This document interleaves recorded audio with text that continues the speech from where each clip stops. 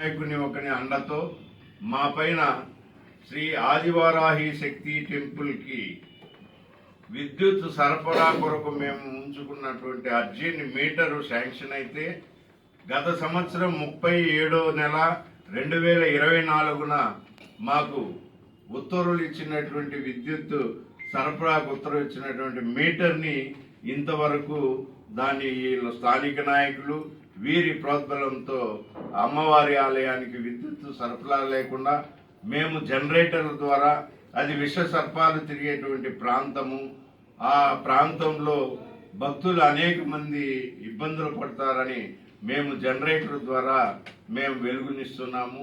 ఈ విద్యుత్ శాఖ అధికారులకి చాలాసార్లు ప్రజాప్రతినిధులకి అందరికీ మొరపెట్టుకున్నాము. అయ్యా, చీకట్లో వారాహి అమ్మవారు ఉన్నారు, ఇది మనందరికీ మంచిది కాదు, ఆమె వరాలు ఇచ్చేటువంటి తల్లి, ఏదున్నా కోర్టులో కేసు వ్యవహారం నడుస్తుంది, అప్పుడు చూసుకుందాం, ముందు ఆలయానికి మీరు విద్యుత్ సరఫరా ఇవ్వండి అంటే విద్యుత్ అధికారులు పట్టించుకోలేదు, ప్రజాప్రతినిధులు పట్టించుకోలేదు. అంతటి ప్రాబల్యంతో వీరు ఈరోజు ఉదయం ఆలయానికి రావడం, ఆలయానికి వచ్చి ఇప్పుడు శ్యామలా నవరాత్రి యొక్క ఆఖరి రోజు ఈరోజు నవమి. ఈ 9 రోజులు రాష్ట్రంలోనే కాకుండా ఇతర రాష్ట్రాల నుంచి అనేక మంది భక్తులు ఆలయానికి విచ్చేసి వారాహి రాజశ్యామల యాగం చేసుకుంటూ ఈరోజు ఆఖరి రోజు ముగింపు కార్యక్రమంలో ఉండంగా వారిరువురు యాగన్న గారి రామిరెడ్డి అలియాస్ రాజారెడ్డి, యాగన్న గారి వెంకటేశ్వర రెడ్డి అలియాస్ మణిరెడ్డి, వీరిద్దరూ వచ్చి మమ్మల్ని బూతులు తిడుతూ అమ్మవారి ఆయుధాలైనటువంటి విశ్వరూప శూలాన్ని, తర్వాత అనేక ఇతరమైనటువంటి శూలాలను తీసి అక్కడ ఉండేటువంటి చెత్త కుప్పలో పారేసి ఈ ఆలయాన్ని తీసేయాలి, జేసీబీ తెచ్చి ఇదంతా దున్నించండి అని గట్టిగా అరుచుకుంటూ మమ్మల్ని, ఆలయంలో ఉన్నటువంటి భక్తుల్ని పరుష పదజాలంతో దూషిస్తూ వెళ్ళారు. ఇది మేము ఎంతవరకు దీన్ని భరించాలి? వీరు ఆగడాన్ని అరికట్టడానికి అధికారులు ఎవరు లేదా?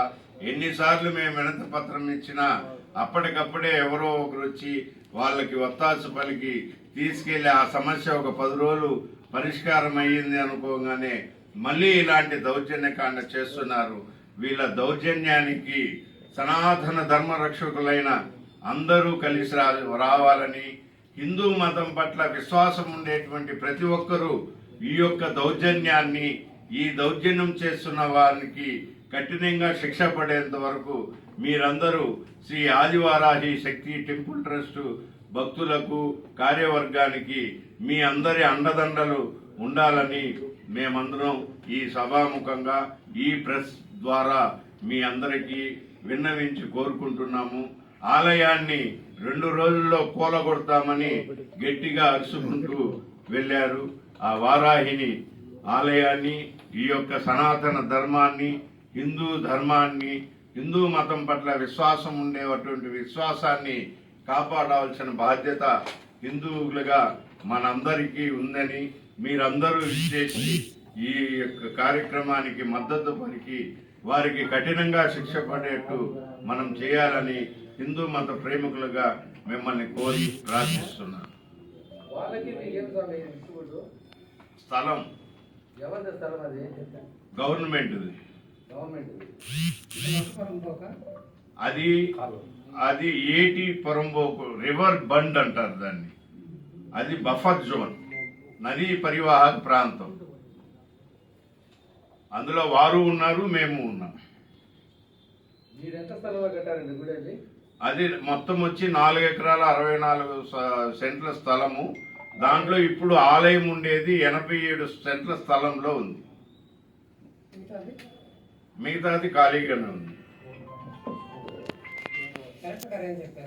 కలెక్టర్ గారు అది బఫర్ జోన్, అది గవర్నమెంట్ స్థలము, దానిపైన వారికి ఏం అధికారం, వారికి అధికారం లేదు, మీకు అధికారం లేదు. మీరున్నారు కాబట్టి ఉండండి, ఆలయం అంటున్నారు కాబట్టి అన్నారే తప్ప ఆయన మందలించారు అది గవర్నమెంట్ స్థలము, దాంట్లో ఇదే మీరెందుకు గొడవ పడుతున్నారు అని అన్నారు. ఆర్డీఓ గారికి దీని మీద సవివరమైన రిపోర్ట్ ఇవ్వమని చెప్పి ఆర్డీఓ గారికి ఆయన ఉత్తర్వులు కూడా రాశారు. దానికి